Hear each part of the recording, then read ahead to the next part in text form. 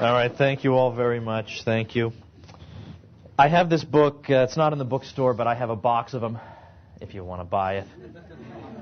Who Killed the Constitution? I have a daughter who's 5. We have three little girls, and the eldest daughter is 5. So she's old enough to read the title, Who Killed the Constitution, but not old enough to possibly be able to understand what that would mean.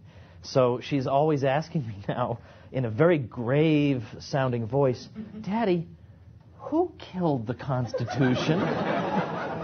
And she's listened to my conversations with my wife enough that she's starting to sort of put 2 and 2 together, and I promise you I'm not making this up.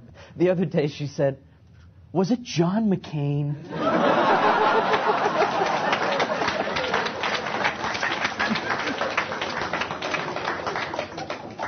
She's so advanced, and so I had to explain, well, no, see, now I have to explain to you what an accessory after the fact is, and that's just too complicated. Well, anyway, for those of you who want to know why we should even care about the crummy Constitution, I am going to answer that question. The subject is who killed the Constitution. This is a subject that's been of interest to me because I've written a lot about American history. That's my main field. I write about a lot of subjects because I have a short attention span, basically, but American history has been the focus of a lot of my work, and it's the field of my PhD. So when I did my previous 2 American history books, which is, Jeff mentioned the book 33 Questions About American History You're Not Supposed to Ask, and then before that, The Politically Incorrect Guide to American History, I did those sort of having in mind myself as an 18-year-old and thinking, what would have saved me hours and hours and hours and hours of frustration? Like, what information do I wish I had known? Do I wish somebody had just told me about when I was 18? And I just put all this in those 2 books, so as to save you agony and frustration, so that when you're hearing stuff in your classroom about, without the government, everybody would probably be scraping around, barely surviving and earning 3 cents a day, and thanks to the government, we're doing as well as we are. And you hear this all the time, you think, this just sounds like propaganda to me. This can't possibly be right. Well, okay, so I put together sort of some of the answers to these things. And so that was really satisfying to me, to finally be able to do this and thinking, that if I'd had this 16 years ago, I could have saved myself, oh, wait a minute, no, now I'm turning 36. Oh, so 18 years ago. Gosh, I just missed 2 years of my whole life there somehow. Well, in any event, so I've a lot of what I've done, though, has had something to do with the Constitution. And when you talk about the Constitution in libertarian circles, I don't mean to assume that people are libertarians. You could be an Austrian without being a libertarian, I suppose. But nevertheless, okay, that's a rare thing, I suppose. But nevertheless, in libertarian circles, people are usually suspicious. Like, well, why do you care about the Constitution? I mean, all you care about is liberty. The Constitution is ultimately unimportant compared to the subject of liberty, really. So who even cares about the Constitution? And to a certain extent, that's all well and good, and I share that view very, very much. And in fact, the most radical expression of that view comes from our good friend Lysander Spooner. Thank you, Max Raskin. Mr. Brownie Points in the front. That's right. Lysander Spooner, with his book No Treason, The Constitution of No Authority, in effect makes the argument that given that I, as an individual, I never signed any document indicating I'm going to follow the Constitution. No one ever got my consent to this. So in what way can it possibly be binding on me or anybody else who's alive right now? And, at first, maybe the first time you hear that, it's really shocking and radical. But in fact, when you think about it, there's a certain sense to that. There's no other aspect of life in which we would accept this principle for 1 second, that a group of people hundreds of years ago signed some document, or they ratified some document, so you're stuck with it, man. I mean, like this, there's no other aspect of life in which you would accept that. So I do like Spooner, and I really don't see there's any way to answer his argument. And what impresses me, one of the zillion things that impresses me about my wife, is that without having read Spooner, one day I was talking to her about the Constitution, and she simply said, well, so what about this Constitution? Like, why is it binding on anybody? I thought, oh my gosh, it's like you've got the brain of Spooner. You haven't even read him. This is great. Oh, my gosh. So once again, it's been confirmed, zillion times over that this is the woman I needed to marry. Okay. Unbelievable. Sure, she doesn't like Italian food, but everybody has one flaw, right? Everybody has one deviation. That was Murray Rothbard saying, by the way. Everybody's entitled to one deviation, so that's it. She can't do anything else after that. So why do I write about the Constitution then? Well, for two main reasons. One is I think it's useful to use the Constitution as a bludgeon against the federal government, just to be able to say, look, they don't even follow their own crummy words.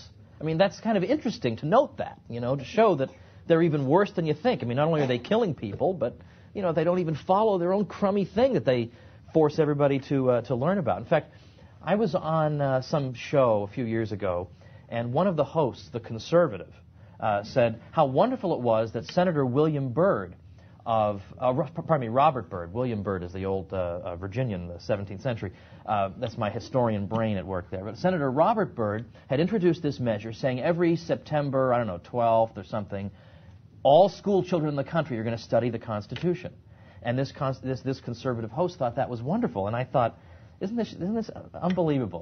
The conservative thinks it's wonderful that the federal government is unconstitutionally forcing people to learn about the Constitution. The Constitution gives them no authority to tell school systems what they're going to teach on what day. So I thought, anyway. So they don't even follow their own words. I think that's a useful proselytizing point. But secondly, for me, it's interesting to see how it is that you come up with these parchment limitations on government power, these constitutions. It's interesting to me to see how they wiggle out of it. Every attempt to restrain their power winds up somehow increasing it. This is a fascinating phenomenon. How do they wiggle out of this? When the federal Constitution limits the power of Congress to just a few powers, how do they get out of that? It's fascinating. You just cannot contain this institution. And so that, I think, is useful in order to reach people who are sort of old-fashioned constitutional conservatives, as I used to be, to show them that this instrument that you're using to restrain this institution can't possibly work. And here are examples of it not working. And it's also worth noting, by the way, of course, that the same institution that the Constitution is supposed to restrain gets to interpret that Constitution.